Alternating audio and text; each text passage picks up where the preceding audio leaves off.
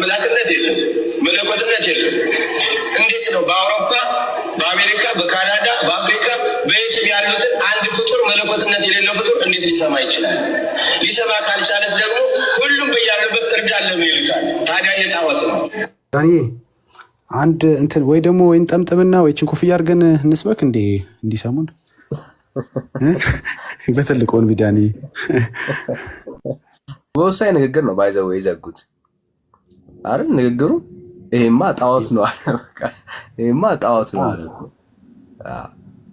ምክንያቱም ሁሉም በየቤቱ ካለው እኛ አባት ተወግዘው ይሆን አሁን እንዴ ዝም አሏቸው? ያው እንግዲህ ጣፍንታቸውን ወደ እኛ ቤት ይሆናል መጨረሻ ላይ። እኛ እንኳን ሰዎች ወንጌል ካገኙ ይበቃናል። የግድ ፍለሱ አንልም፣ ችግር የለም። ወደ ጌታ ቤት ይገባል። ዳጊ በነገራችን ላይ ማለት ነው ወንጌል በተቃወሙት ልክ እንደ ሰደድ እሳት እየሰፋ የሚሄድ ነገር ነው። ማንም ሊያስቆመው አይችልም። አሁን ድሮ ተሐድሶ የሚባለው ሰንበት ተማሪ ነበር። ተሐድሶ የሚወጣው ድሮ ከሰንበት ትምህርት ቤት፣ ከዛ ደግሞ ከፍ ሲል ከቴዎሎጂካል ኮሌጅ ነበር። አሁን የእግዚአብሔር መንፈስ በኃይል ወርዶ ከጳጳሳት የተሐድሶ ድምፅ ከጳጳሳት ጌታን ማንም የማያስቆመው የተሐድሶ ድምፅ ከጳጳሳት የጊዜ ጉዳይ ነው። ትመለከታላችሁ። እግዚአብሔር በጣም ከፍተኛ የሆነ የተሐድሶ ድምፅ የወንጌል ትምህርት ከዛው ከቤተ ክርስቲያን ከዚህ በላይ ይበዛል። ከየት ቤተ እምነት መጣ? ኦርቶዶክስ ነኝ። ሐዋርያዊ ቅብብሎሽ አለ በኦርቶዶክስ? ሐዋርያዊ ቅብብሎሽ አለ በኦርቶዶክስ? አዎ ሐዋርያዊ ቅብብሎሽ አለ። ምን ማለት ነው? ሐዋርያዊ ቅብብሎሽ ስትል ምንድን ነው? እሱ ዱላን የተቀባበላችሁት? ምንድን ነው የተቀባበላችሁት?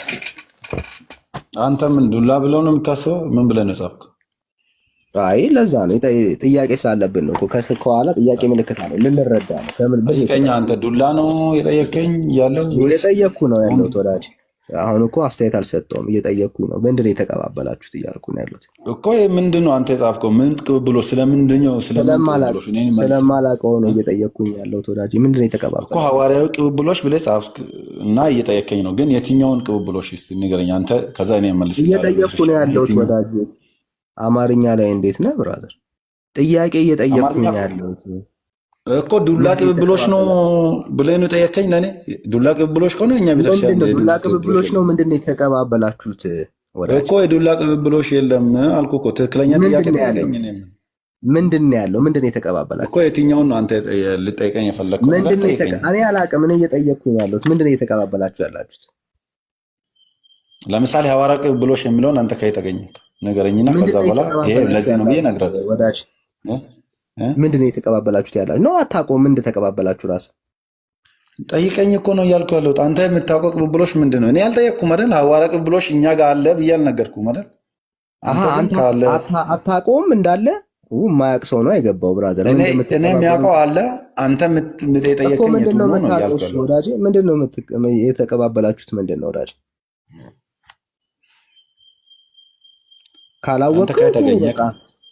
ካላወቅኩት ብራዘር ከከበደ ትተነዋል። ወደ ሌላ ጥያቄ ሊድ። እሺ ወደ ሌላ ጥያቄ ሄደሽ አንተ የዚህኛው ማስረጃ ስትሰጠኝ እናገራለሁ።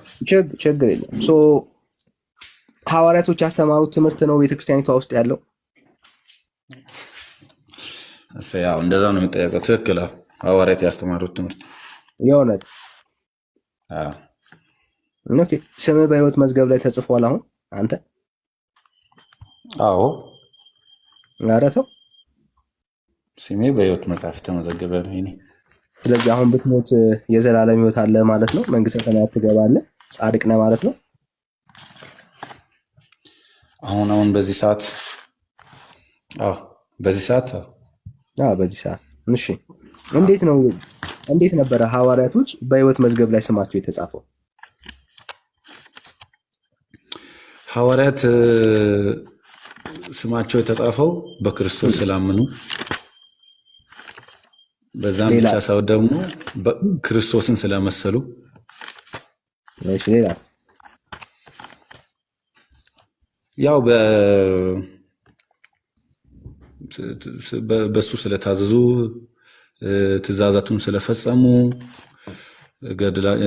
ውርጫቸውን ገድላቸውን ስለፈጸሙ እነሱ በክርስቶስ የክርስቶስ ሙሽሮች ተብለው በክርስቶስ አምነው ስለቆዩ በስማቸው በሕይወት መጽሐፍ ተመዝግቦላቸዋል።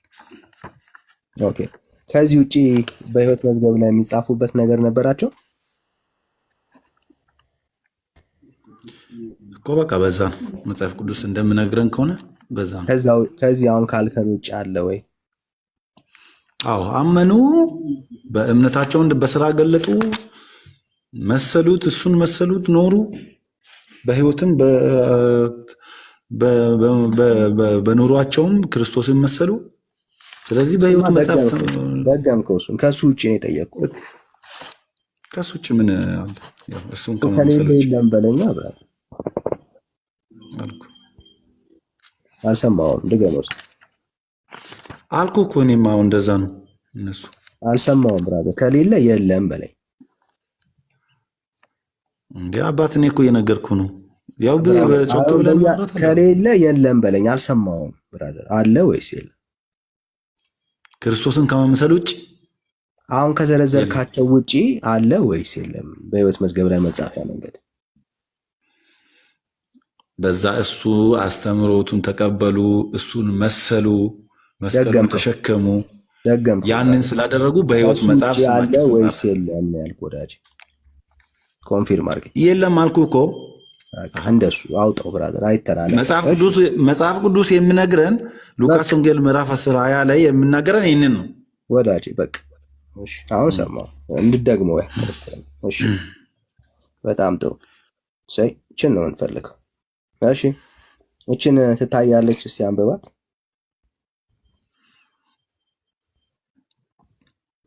አንብብ ራስህ እስኪ። እንደኔ አንብብ። ይታያል። ከየት ጀምሬን አንብብል? ምጽዋትም አደርግላቸዋለሁ የምትለው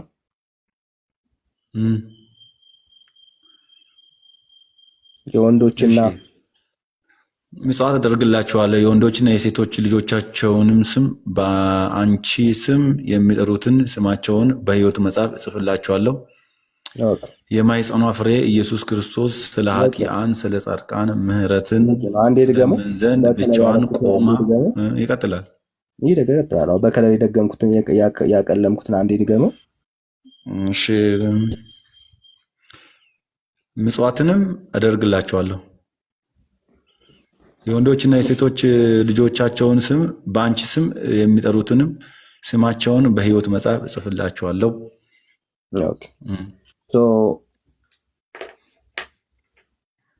ስማ ልጆች አሉ? እኔ የለኝም። የልጆቻቸውን ስም ማርያም ብሎ የጠሩ ሰዎች ስማቸው በሕይወት መዝገብ ላይ እንደሚጻፍ የቤተ ክርስቲያን መጽሐፍ ይናገራል።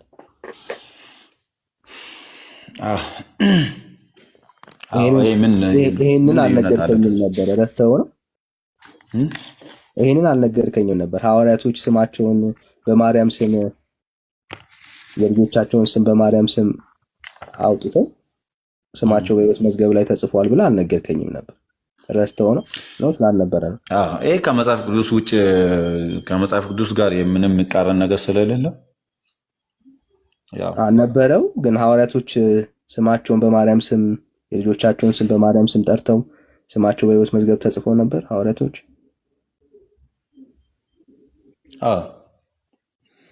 አንድ ሐዋርያ በክርስቶስ ስም የትኛው ሐዋርያ ነበረ ስሙን የልጆቻቸውን ስም ብለኸኛል እንዳትረሳ። የልጆቻቸውን ስም በማርያም ስም ጠርተው ስማቸውን በሕይወት መዝገብ ላይ ያጻፉ ሰዎችን በላውን ዘርዝርልን እንሰማለን። የትኞቹ ሐዋርያቶች ናቸው? ሞልቷል። ብዙ አንተ ስማቸውን አታውቃቸውም። ብነግርም ስለማላውቃቸው የጠየቅኩ ብራዘር። አንተ ሐዋርያት የምትላቸው እነማንን ነው? ለምሳሌ 12 ሐዋርያትና የምታውቀውን ሐዋርያ ንገረን። ችግር አንተ የምታውቀው የልጆቻቸውን ስም በማርያም ስም ጠርተው በሕይወት መዝገብ ላይ የተጻፉ አንተ የምታውቃቸውን ሐዋርያቶች ንገረን። ችግር የለብኝም፣ እየጠበቅኩ ነው ያለው። ብዙ ከክርስቶስ ቀጥሎ የነበሩት ሐዋርያት የክርስቶስን ወንጌል እየሰበኩ የነበሩት ማን ሶስት ንገረኝ፣ ይበቃኛል። ሶስት ንገረኝ፣ ይበቃኛል። ሶስት ማለት ከብዙሃን መካከል 3 ንገረኝ፣ ችግር የለም ይበቃኛል። እነ ባይደ ማርያም እሺ፣ ባይደ ብዙ ማርያም ሐዋርያት ወንጌልን የሰበኩት 1 ባይደ ማርያም፣ ሌላ 2 እነ እግዚአርያ 3 እና ሌሎችም አሉ። ሌላ ለጊዜው አንድ ጨምር ማለት አንድ ጨምር እኮ ለጊዜው አሁን አላስታውሳቸውም አሉ ብዙ 3 ብዙ ናቸው ብለሃል። ታስታውሳለህ እንዴ? ምንም የሚያቅት ነገር የለም። አንድ ድገም። ነገርኩህ እኮ በቃ አሁን ተጨማሪ ሌላ ማንን ልጨምር? እሺ እንኳን ይደጋገም። አሁን ነገርኩህ፣ አንድም ጨመርኩልህ፣ ሌላም ጨመርኩልህ። አንድ አስብ። አንድ ብራዘር አንድ። እሺ ከበጉ ሐዋርያቶች አሉ። ከበጉ ሐዋርያ አለ። ከበጉ ሐዋርያቶች መካከል አለ። እነሱ ስማቸው የጌታ ሐዋርያ የነበሩ ስለሆነ ከእነሱ በኋላ የነበሩ ሐዋርያ ከጌታ ሐዋርያት እነሱ በድንግል ማርያም ስም አልተሰየሙም። ምክንያቱም ከክርስቶስ ጋር አብሮ የነበሩ ስለሆነ እሷ ራሷ ስጦታ ትሰጣለች ለእነሱ ማለት ነው። ከአጠገባቸው ሆነ ወንጌልን ሲሰብኩ ከእነሱ ጋር አብራ ነበረች። እነሱም ደግሞ ክርስቶስን ሲያገኙ ድንግል ማርያም ከክርስቶስ ጋር አብራ ነበረች። ስለዚህ ያገኙት ክርስቶስን ሲያገኙ ድንግል ማርያም አብራው ነበረች። በዛ ድንግል ማርያምና ክርስቶስን አብረው ነበረ እያዩ የነበሩት። በስሟ አልተሰየሙም። የለም ነው ያልከኝ። ክርስቶስ ተከታይ የሆኑ ሐዋርያት ማለት ነው። ከዛ በኋላ የነበሩ ሐዋርያት ግን የለም እያልከኝ ነው ወዳጅ። አይዞ የለም። እንግዲህ ከክርስቶስ ኢየሱስ ሐዋርያ መካከል ማንም እንዲያደረገ የለም። ደግሞም እነሱም በሰዎቻቸው ከ12ቱ ሐዋርያት ነው የምትለኝ? አትደረብ አይዞህ። ሐዋርያት ነው የምትደረብልህ? እኔ ቆይ የጠየቅኝ ጥያቄ ወይ በትክክል አልጠየቅም። ከጠየቅ ደግሞ ንገረኝ። ከሐዋርያት ውስጥ ወንጌል ከሰበኩት ሐዋርያት ውስጥ አልክ። በትክክል መጠየቁን የምታውቀው ስትሰማ ነው ወዳጅ። አይዞህ። ሐዋርያቶች መካከል ለምሳሌ ከ12ቱ ሐዋርያቶች መካከል አለ እንደዚህ ያደረገ እያጠራ ነው እንደሚሄድ ነገርኩህ እኮ እንደሌለ በሌላ ምክንያቱም ነግሬያለሁ። በስሟ ባይሰየሙም ጳውሎስ እንደዚህ አድርጓል። ከእነሱ ጋር አብራ ነበረች። ጳውሎስ እንደዚህ አድርጓል። በማን ጳውሎስ እንደዚህ አድርጓል? ምን አድርጓል? አሁን እንግዲህ ትዳር ካለው የልጆቹን ስም ጠርቶ ያው ትዳር እንደሌለው ነው የሚታወቀው። ግን እንደው በእናንተ ካለው የልጆቹን ስም በማርያም ስም ጠርቶ ስሙን በሕይወት መዝገብ ላይ ያጽፏል ጳውሎስ። ሐዋርያቶችን እንጨርሰው። ልጅ የለውም ለጳውሎስ፣ ልጅ የለውም። እሺ እንቀጥል። ሐዋርያቶች በጻፏቸው በየትኞቹም ደብዳቤዎቻቸው ላይ ለሚከተሏቸው ለሚመሯቸው ሕዝቦች ስማቸውን በማርያም ስም የልጆቻቸውን ስም በማርያም ስም እያወጡ ስማቸውን በሕይወት መዝገብ ላይ እንዲያጽፉ ጽፈዋል?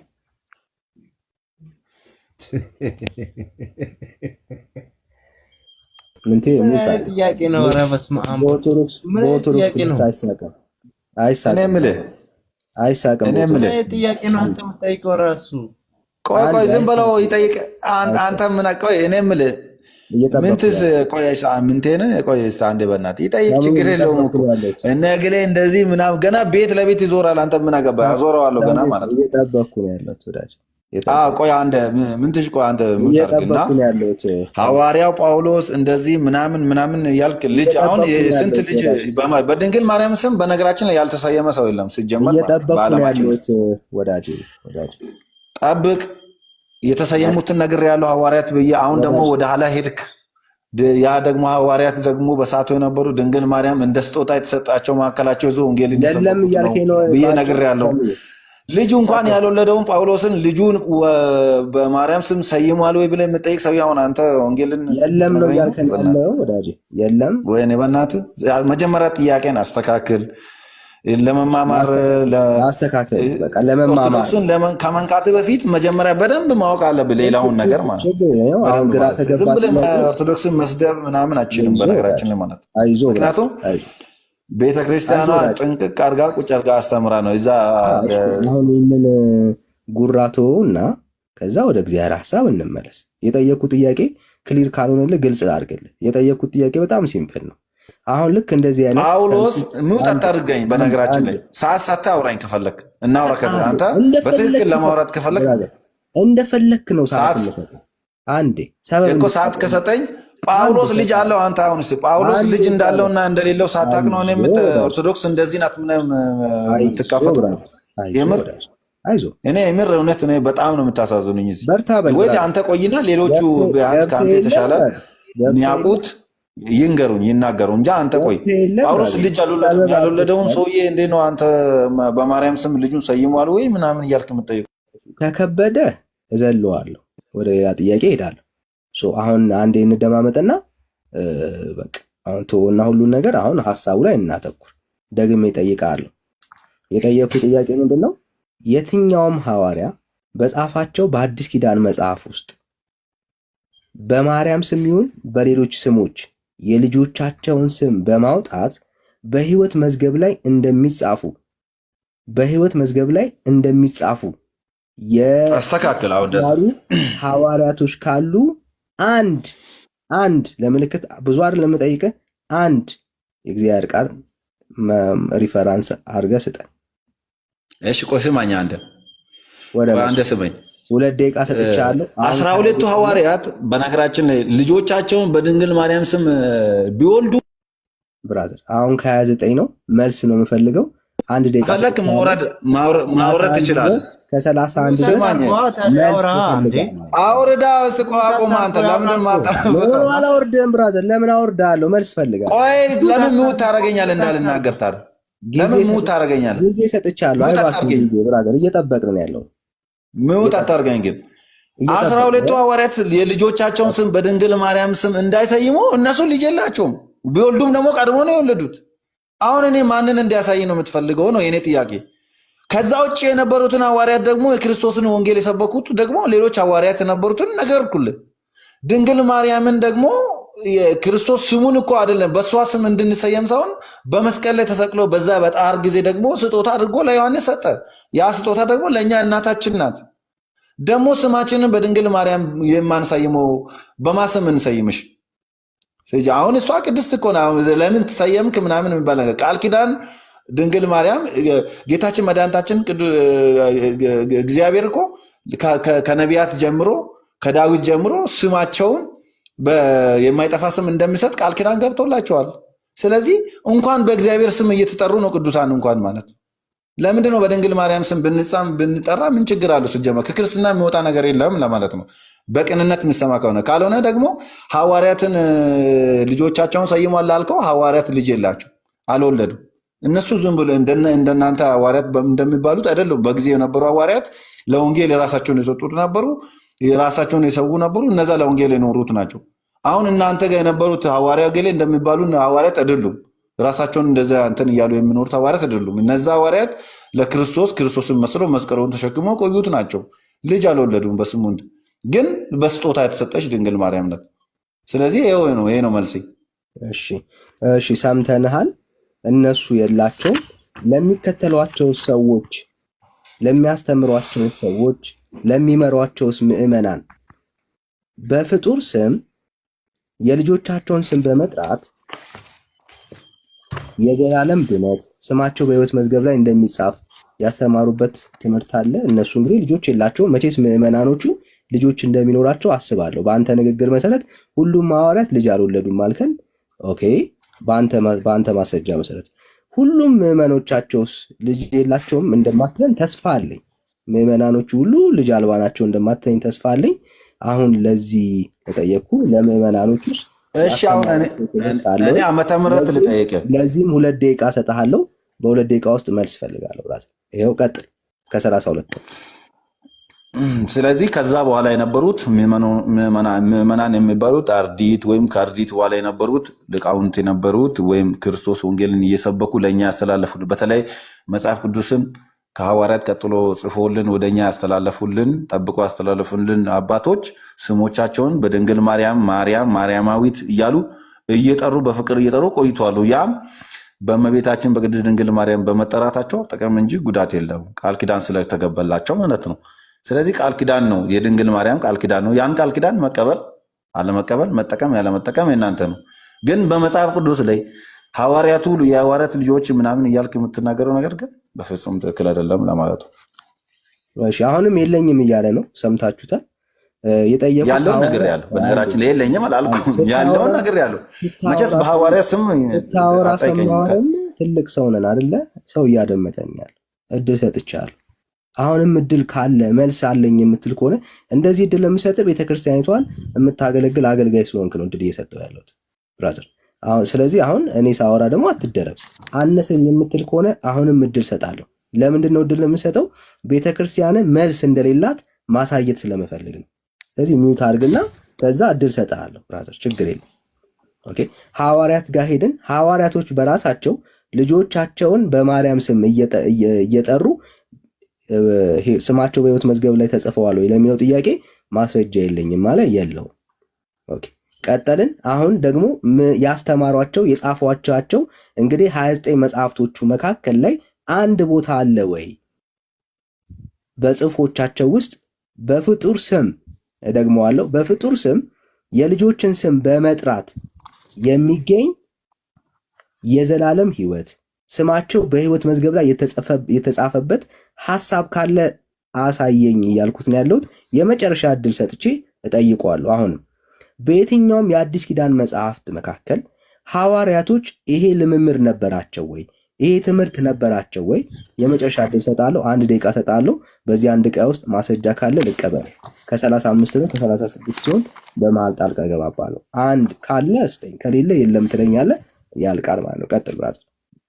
እሺ እኛ ቅድም እንዳልክም በመጽሐፍ ቅዱስ ላይ መጽሐፍን የጻፉት ሐዋርያት ናቸው። 12ቱ ሐዋርያት ናቸው።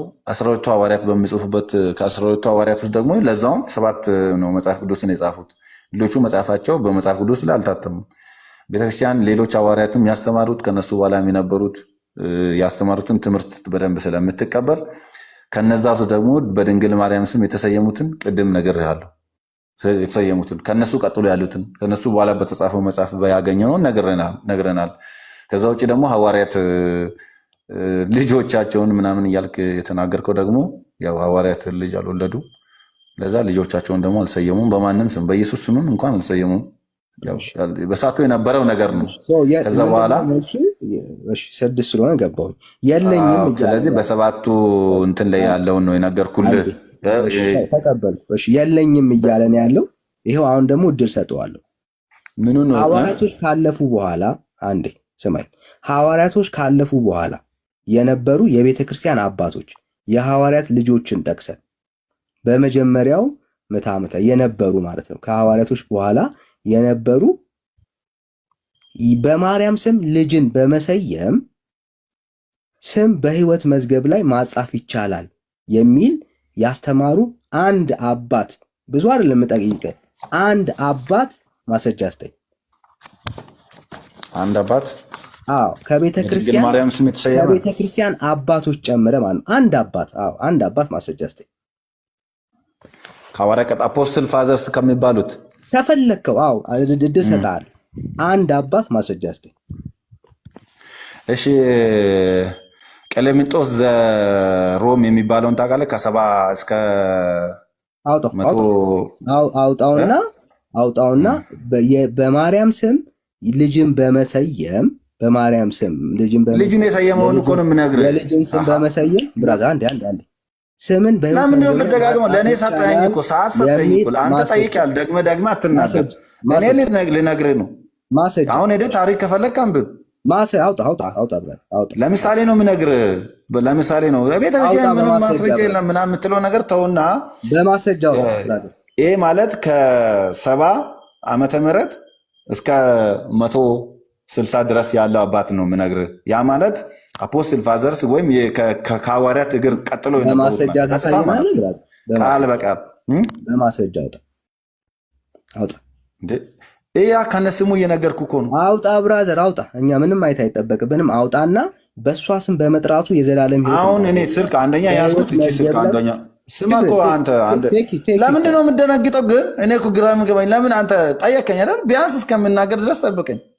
ለምንድን ነው ማስረጃ እየነገርኩህ ነው እኮ ፈልግና አሁን አሳየን ብራዘር። ለምን የትም አልሄድም አልፈልግም፣ እዚሁ እየነገርኩህ እኮ ነው። እኔ እኮ ያወቅኩትን ነገር እየነገርኩህ ነው። ሄደህ አንተ ደግሞ ሰርች አድርገህ እና ውሸት ያወራኸውን ወሬ ሰው ያወራውን ወሬ እኛ ማመን አይጠበቅብንም። እኛ በመረጃ ነው የምናምነው ብራዘር።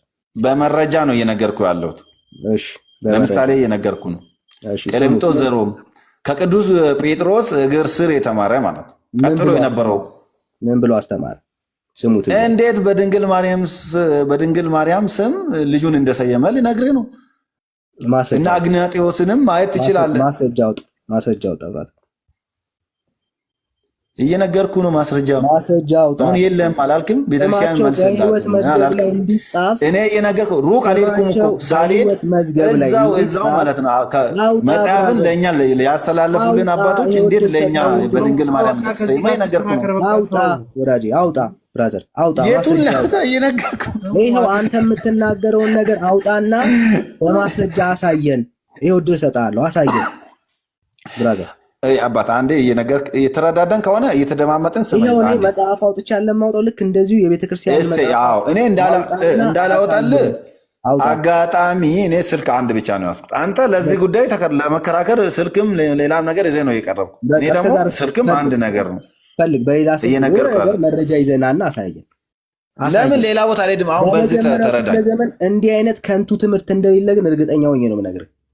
ካለ አትሳደብ ካለ አውጣ እኮ አልኩህ። ሐዋርያት አይደለም በመጀመሪያው ክፍለ ዘመን እንዲህ አይነት ከንቱ ትምህርት የለም። በማርያም ስም የልጆችን ስም በመሰየም የሚገኝ የዘላለም ሕይወት አለ፣ ስማችሁ በሕይወት መዝገብ ላይ ይጻፋል የሚል ትምህርት ያውም ከሐዋርያት እግር ስር ቁጭ ብሎ የተማረ አንድ የቤተክርስቲያን አባት ልጠቅስልን አትችልም። አንድ የቤተክርስቲያን አባት። እሺ የጠቀስኩትን አባት ታውቃቸዋለህ አንተ? ካለ ያለ መረጃ ስታወራ ልሰማ አልችልም። አውጣ ካለ። እሺ ታውቃቸዋለህ? ቀሌምንጦስ ዘሮምን ታውቃለህ? ቅዱስ ቀሌምንጦስ ዘሮምን ታውቃለህ?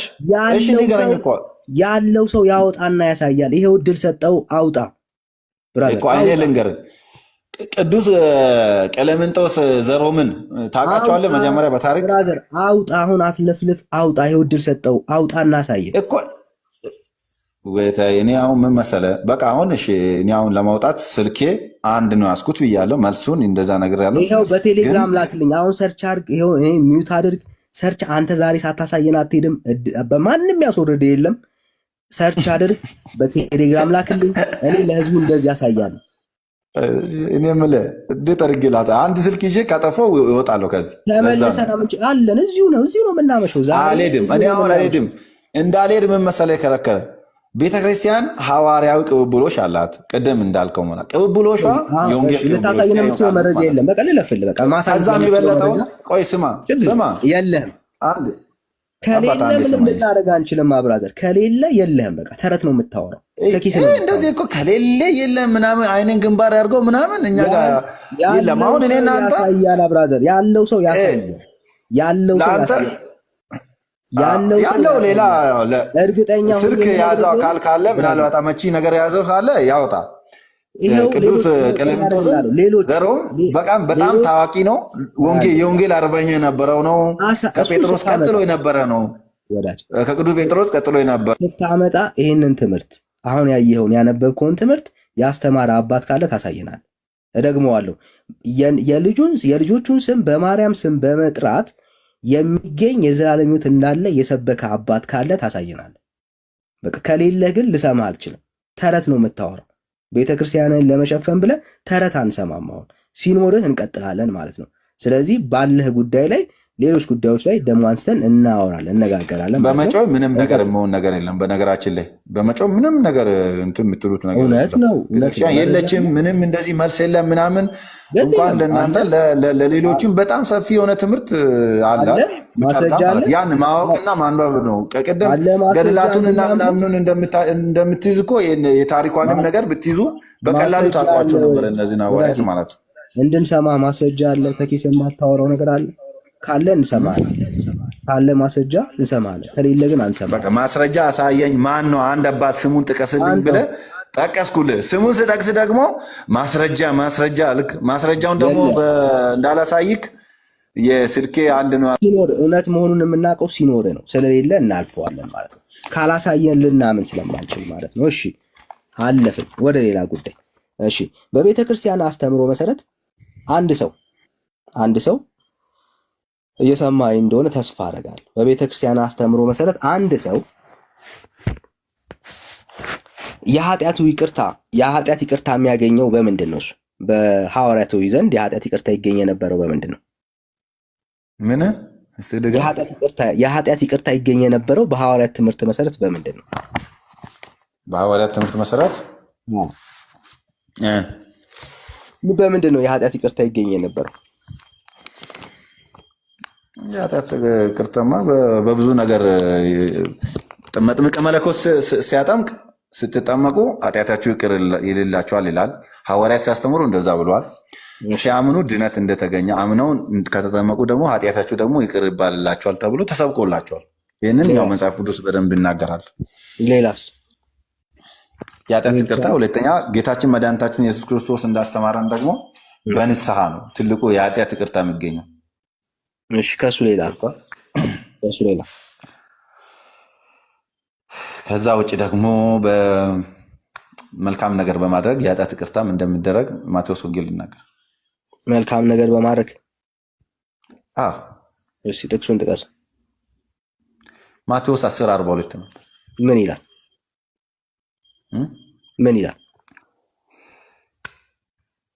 ከፍተህ አንብባ መጽሐፍ ቅዱስ ምን ይላል ብራዘር? ምን እንደምን መጽሐፍ ቅዱስ ከፍተህ አንብባ። እኔ ያለ ማስረጃ አልሰማም። የጠቀስከው ጥቅስ ምን እንደሚል አታውቀውም እንዴ? ስለሚያውቅ ነው የጠቀስኩልህ መሰለኝ። ተጠቀስከው ምን ይላል ብራዘር? በእያንዳንዱ መታገል እኮ ክፈትና ይሄ ነው አልኩት። ምን ይላል ብራዘር? ምን ይላል? የጠበቅኩ ነው ያለው። እሺ ነብይን በነብይ ስም የሚቀበል የነብይን ዋጋ ያገኛል። ጻድቅን በጻድቅ ስም የሚቀበል የጻድቁን ዋጋ ያገኛል። ማንም በእነዚህ በተናናሾች ስም ቀዝቃዛ ውሃ ያጠጣ ቢኖር ዋጋው ከኔ አይጠፋም ይላል። ያ ዋጋ ማለት የኃጢአት ስርየት ነው ማለት ነው። የኃጢአት ስርየት ነው የጠየቁ።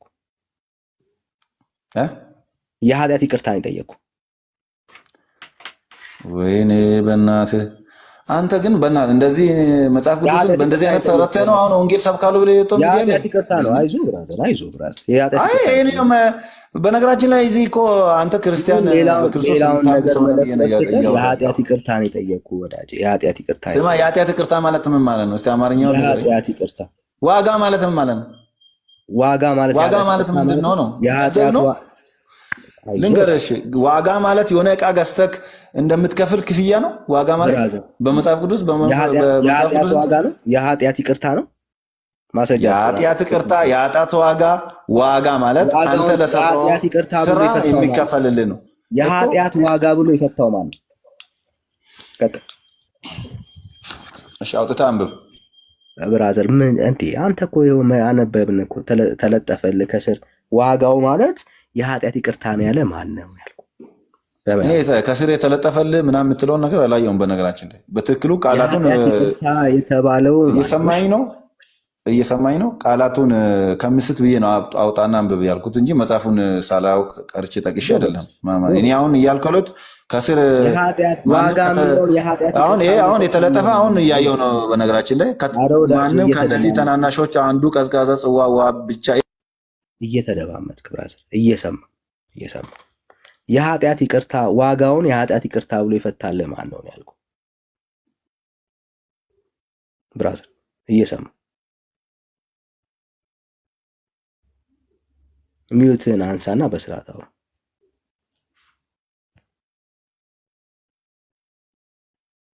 ሚዩት እያረክ ነው። እኔ ደግሞ የተናገርኩ ዝም ብለህ ስለፈልፍ ሚዩት አድርጌያለሁ። የኃጢአት ዋጋ ያለውን ወዳጅ ዋጋውን የኃጢአት ዋጋ ብለህ የፈታው አንተ ነህ። ማን ይፈታልን ያልኩት? የኃጢአት ዋጋ የኃጢአት ይቅርታ ብለህ የፈታው። እንደዛ ነው የሚፈታው። ማን ይፈታልን ያልኩት? ማን ይፈታል? መጽሐፍ እንደዛ ነው የሚፈታው። ማን ይፈታልን ያልኩት? ማን ይፈታልን ያልኩት? መጽሐፍ ቅዱስ እንደዛ ነው የሚፈታው ነው። ዋጋ የሚለው ስለ ይቅርታ ነው እያወራ ያለው። ሰዎች ስለሰሩት በደል ላቀረቡት ለሰጡት ነገር ይቅርታ እግዚአብሔር ያደርግላቸዋል። መጽሐፍ ቅዱስ ላይ የፈታበትን ቦታ ሊያሳየን ነው ፍሬንድ፣ ሊያሳየን ነው። መጽሐፍ ቅዱስ ፈቶታል እያለን ያለው። እሺ አወጣለሁ። ከዛ መጽሐፍ ቅዱስ የፈታበትን ቦታ ታሳየናለህ ማለት ነው። እሺ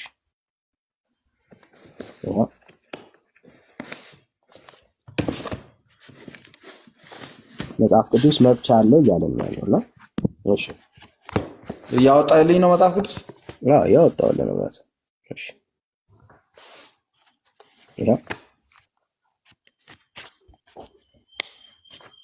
ይኸው ቁጥር 42 እሺ ማንም ከነዚህ ከታናሾች ለአንዱ ደቀ መዛሙርት ጽዋ ዋጋ ብቻ በደቀ መዛሙርት ስም የሚያጠጣ እውነት እውነት እላችኋለሁ ዋጋው አይጠፋበትም ነው የሚለው።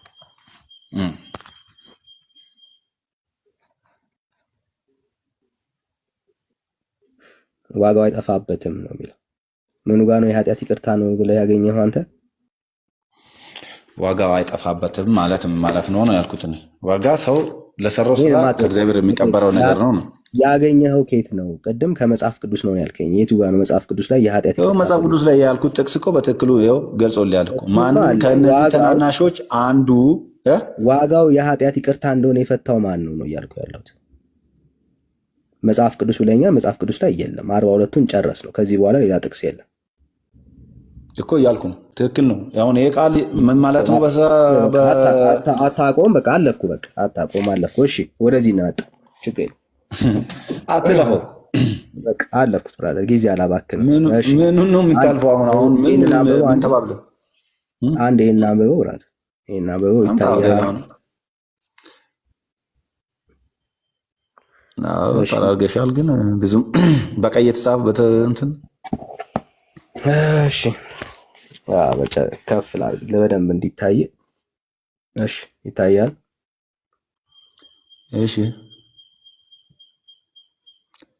ዳግመኛም እግዚአብሔር ለወዳጁ ብፁዕና ቅዱስ አባታችን ዘርዓ ያዕቆብ ቃል ኪዳን ሰጠው፣ እንዲህም አለው ከልብስ ከጥፍር ከራስ ፀጉር እና ምንድነው ነው ከዛ ከአጽናፍ ቁርጥ ከምንድነው ምለው ከአጽፍ ነው ያኛው ጽሑፍ አይታይም። ከአጽፍ ቁርጥ ወስዶ በእጁ የያዘው በከንዱም እንደ ማይተብ ያሰረ ነው። በአንገቱም የቋጠረውና በወገቡ እሺ ምንድን ነው አሁን የምታስነብበኝ? በእናትህ አታለዝነኝ። አንብበው እንዴ! እኛም እንኳን እንዲያዳልን ብራዘር እኮ በባዶ ወደ የምታነበው እኮ መጽሐፍ ነው እንዴ! እንደዚህማ አታጥላለውም። ቀጥል። እያጥላለው አይደለም እኮ ወይ አንድ አላነበብክልኝም፣ እኔ ደግሞ አልታየኝልኝም። አሁን በትክክሉ እንኳን እንዳልረዳ ወይ አንብብልኝ ሙሉን እንትን ወይ እቺ ቤተክርስቲያን እናንተን እኮ እንደዚህ አድርጋ እንትን እንደምትሸምድዱ ዝም ብላችሁ የቤተክርስቲያን ትምህርት ዳግመኛ። በነገራችን ላይ ግን በረከት ታገኛላችሁ። እንደዚህ ስታነቡ በጣም ጥሩ በረከት ታገኛላችሁ። እኔ ሁላችሁም እመክራለሁ፣ ሁላችሁም ብታነቡ ጥሩ ነው። ወዳጅ ሚውታክ ክብር ይኑር። መጽሐፍ እየተነበበ ነው። እሺ ዳግመኛ እግዚአብሔር ለወዳጁ ብፁዕ ቅዱስ አባታችሁ ዘርዓ ብሩክ ቃል ኪዳን ሰጠው፣ እንዲህ ያለው ከልብስ ከጥፍር ከራስ ፀጉር ከጺምህ ከአጽፍ ቁርጥ ወስዶ በእጁ የያዘውን በክንዱ እንደ ማተም ያሰረውን በአንገቱ የቋጠረውን በወገቡ እንደ ቅናት ወይም ቀበቶ አድርጎ የታጠቀውን ኃጢአቱ ይሰረይለታል። ሲነበብ ሰምታል ብዬ አስባለሁ። ጺም፣ ፀጉር፣ ጥፍር በአንገት በወገብ በመታጠቅ የሚገኝ ኃጢአት ይቅርታ አለ? አዎ መጽሐፍ ቅዱስ ላይ በደንብ ይህንን ነገር ይደግፋል። መጽሐፍ ቅዱስ እንዴት እንደምደግፍ ልንገር። ማስረጃ እስኪ። አዎ በጣም ጥሩ፣ እንደዛ ነው የሚባለው። እሺ ያው ከላይ ጅምር ላይ የሚለው እግዚአብሔር እንደዚህ ብሎ ቃል ኪዳን ገባለት ነው የሚለው። ገብቷል? ቆይ እግዚአብሔር ቃል ማስረጃ አንተን ሙት ማድረግ ስለማልችል መቼስ አንተ ማለት የገባ እንዴት ሆኜ ልናገር? ማስረጃ ወደ ማስረጃ እሺ እንዴት ሆኜ ተናግሬ ነው ማስረጃ መስጠት ሲጀመር ማለት ነው? ማስረጃ ብራት ቀጥል እኮ ማን ነው ለዘርዓ ያዕቆብ ይሄንን ማስረጃ ብራዘር? ቃል ኪዳን የገባው እግዚአብሔር ነው። በጥፍር በፀጉር በጺም የሚገኝ የኃጢአት ይቅርታ እንዳለ ማስረጃ እስቲ። እሺ እንዴት አድርጌ ልስጥ? አትወድም? ማስረጃ ጥያቄ ትጠይቃለህ። ማስረጃ ስትሰጥ አትወድም? ሰው እንዲናገር አትሰጥም? ቢያንስ እኔ ሰጠውም አልሰጠውም እኮ ሰዓት ሰጥተህ ተነጋገረኛ። ወደ ማስረጃ ስማ፣ የምን ምንም ገደለው ነገር የለም። ከመነሻው ያነበብከውን ነገር ነው የምትረጉመው። ወደ ማስረጃ አውራጅ ወደ ማስረጃ መጽሐፉ ላይ የተጻፈው እግዚአብሔር ለዘራ ያዕቆብ ቃል ኪዳን ገባለት ነው የምለው። ሲጀመር እግዚአብሔርን የምታምን ከሆነ እግዚአብሔር ይህንን አያረግም ብለህ ነው የምታምነው አንተ? አሁን ማስረጃ አለ ብለሃል። አለ ያለ ሰው እኮ አለ። ያለው ደግሞ ምንድን ነው? ለሚያምን ሁሉ ይቻለዋል ተብሎ ተጽፏል። ገባክ?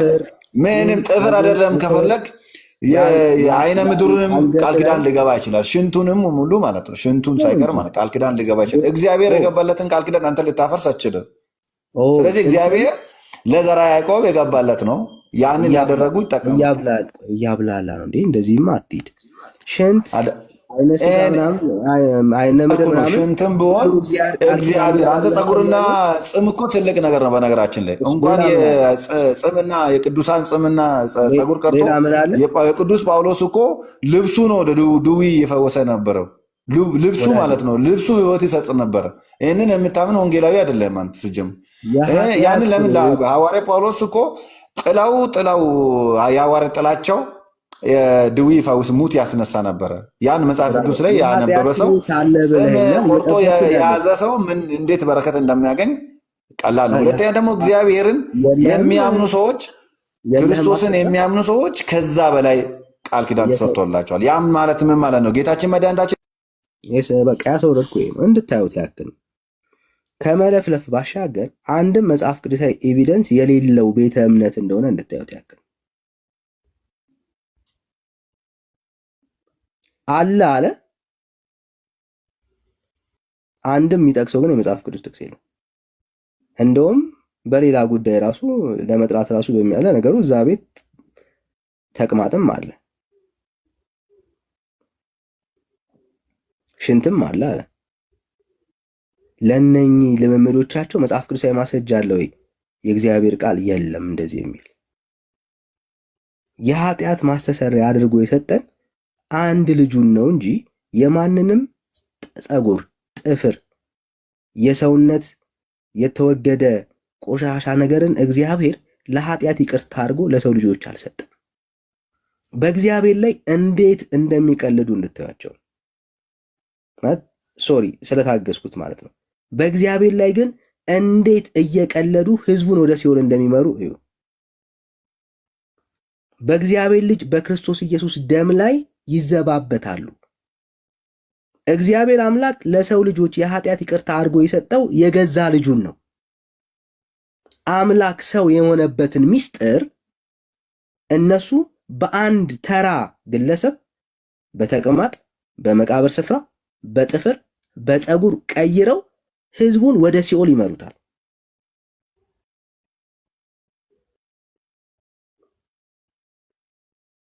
አዎ ችግር የለም ለሚያምን ሁሉ ይቻለዋል ይላል።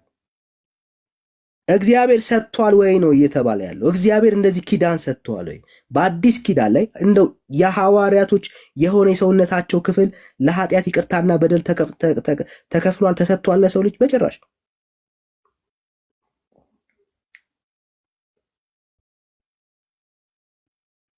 ለዚህ ቤተክርስቲያን ወንጌል ካልተሰበከ ለማን ነው ወንጌል የሚሰበከው?